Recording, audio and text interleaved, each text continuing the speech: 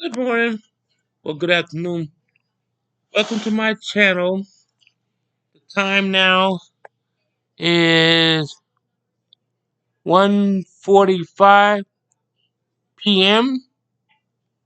Wednesday, April the 9th, and I'm here at Foxwood Casino. I'm in Suite 2072. Um, and I'm here with my son. My wife was supposed to come, but she wasn't feeling good, so we're gonna come again on her birthday. Her birthday is May the 12th. So our anniversary was today, and as my Lakota brothers say, Minnie Machone, Water's Life. And my Pueblo people in Pueblo Village, New Mexico, Minnie Machone, Water's Life to them, because I have a GoFundMe page. I raise money for those natives there. They need stoves for their houses. Some of them live in adobe houses, and before I do anything else, I must give praises to the Most High. And my topic today is about General Armstrong Custer. Everybody always glorified and tried like he was so great. He was a punk and a coward, and he shot innocent women and children. Didn't even wait. He was so obsessed with killing Indians, so he took it out on these Lakota Indians. And Black Kettle and his wife got killed by him. That was a peaceful indigenous person, always wanted peace, but he brought it there. So that's why this topic is called Custard Had It Coming to Him, which he did. And he didn't want to make peace. He was very racist and he hated Indians. And he took his soldiers. These Indians just disappeared like ninja. He was frustrated. He couldn't find them. Then when he came across, he had left 20 of his men behind. Yep, and they came across their bodies, and a soldier never supposed to leave his people, no soldier behind. He left these soldiers there and stuff like that, and kept running around looking for the Indians and stuff like that. Because everybody always think Custer was great. I don't even call him a general. I call him a wimp. If he got any family walking around today, I don't care. That's how I feel. What he did was unforgivable, and the army back then was very bad to Indians and stuff. Like when I spoke at an army base in Brooklyn, called Fort Hamilton, the same place where used to be Brooklyn was the slave capital of the United States. That's where all the slave boats used to come at, and white immigrants used to come there and buy their slaves. There was a tribe of Indians there called Canarsie Indians. Those Indians don't even exist no more because George Washington got them to be allies to push the British back into Manhattan. When they did, he turned around and had the whole tribe wiped out because he didn't need their service no more.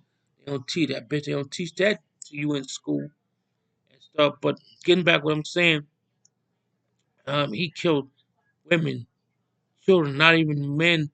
That was like a camp for the women. The man's probably was out hunting and stuff like that. That's why he picked that day 'cause he and stuff. So when the other Indians heard all this fighting, shooting, they came to see what was going on and they saw what was going on. So he started something that he couldn't finish. And I don't seen so many movies about him. They always make him look great in every movie, but he was a damn soldier.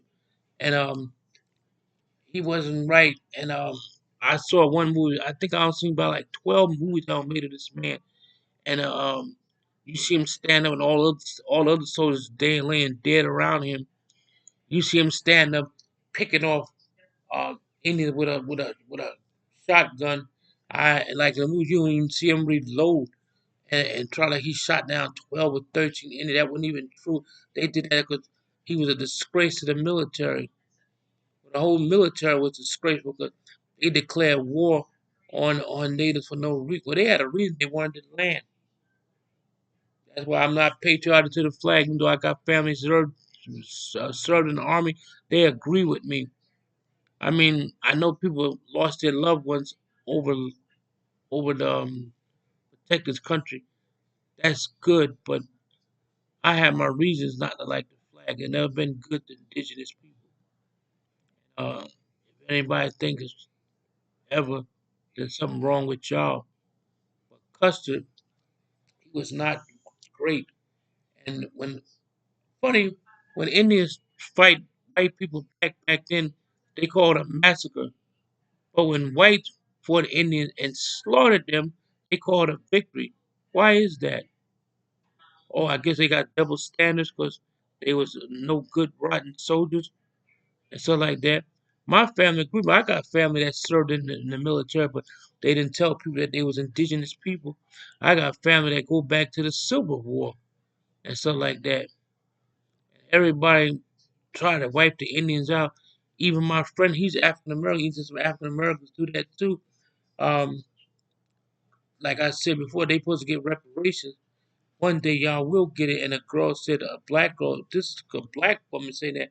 She said once black people get reparation, they're gonna stop being an Indian because they don't need to pretend to be an Indian because you're getting that government money. Now you do got some people that's black and Indian mixed, but a lot of people just mulattoes, like a person that a girl said she thought she had Indian. She had a DNA done. They found she was just a white and black person. So sometimes a person is mixed. You may come out like to have long, straight hair, and people think they're looking at something that they're really not. But they said in the Bible, people want to take other people's identity. A lot of people of different ethnic races took the native indigenous take took their identity. It's in the Bible. I wouldn't take nobody's identity 'cause I'm proud of what I am. And mother was a straight up Indian. Spoke her native language and everything. When she came to Foxwood, my sister like they was having doubt. And she said, "Mom, you really speak that language?" They saw us speaking to another Shoshone lady.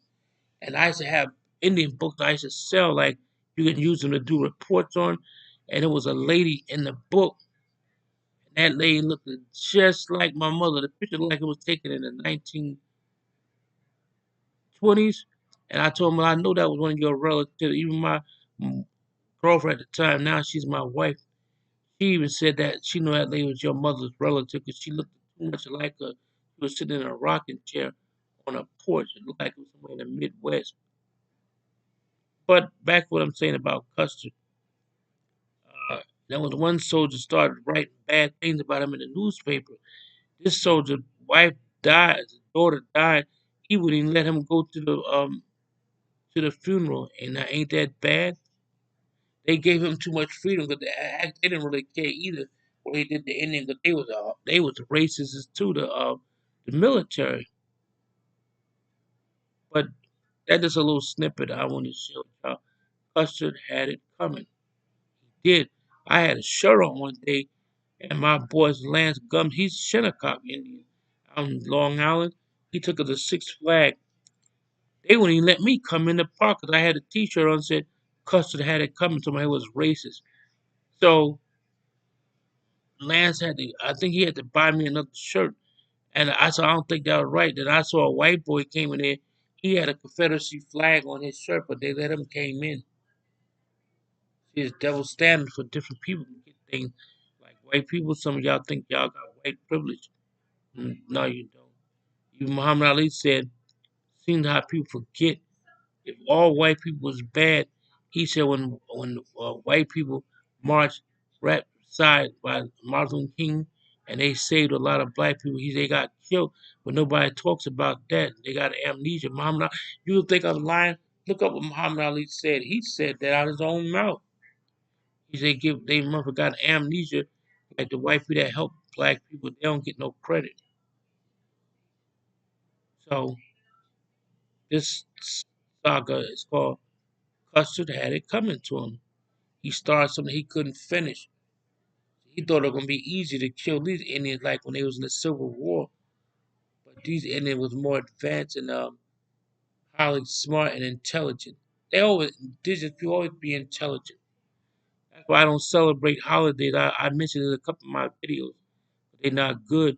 Birthdays is a curse or a witchcraft. What they say in there, make a wish. You wishing for something to happen.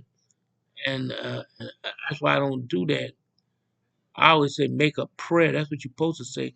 But my mother always said when you want to, you pray to the Creator for it, and it would happen. You get something illegal, you're always gonna be looking over your shoulder because you got it illegal from Satan. And what Satan do, he'll take it back from you. When you get it legal by the hands of the Creator, you don't have to worry about looking over your shoulder like this, like that. Somebody gonna take it, but it won't happen. But that's it for now. I wish people would take heed of what I say because I don't know everything. I learn. You learn things every day. It's like in karate. I don't think you can go to a lifetime trying to master everything. It's impossible. There's too many styles. Let's do much as you could. Because I had a lot of great teachers. A guy I know named Kareem. He was a Muslim in Brooklyn.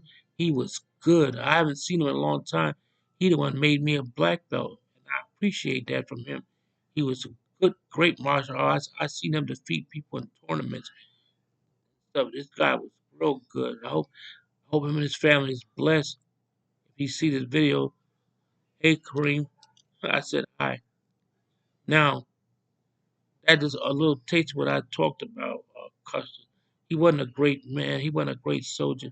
Movies make him look good, and I noticed when people had to be narrating these stories like storied people, they always talk about him like when his soldiers, oh those poor soldiers laying on the ground dead. Nobody said nothing about the Indian. He had a family too. What about them laying on the ground? Nobody cared about them. And calling our ancestors savages. Who was the real savage? It was them that came from other countries.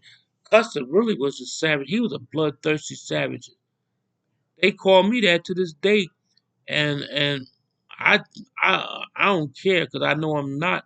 We know who the original savages was, them. So that's it for now. I'll talk to y'all later. Donna Wado. Have a take care and have a blessed day. Y'all wish.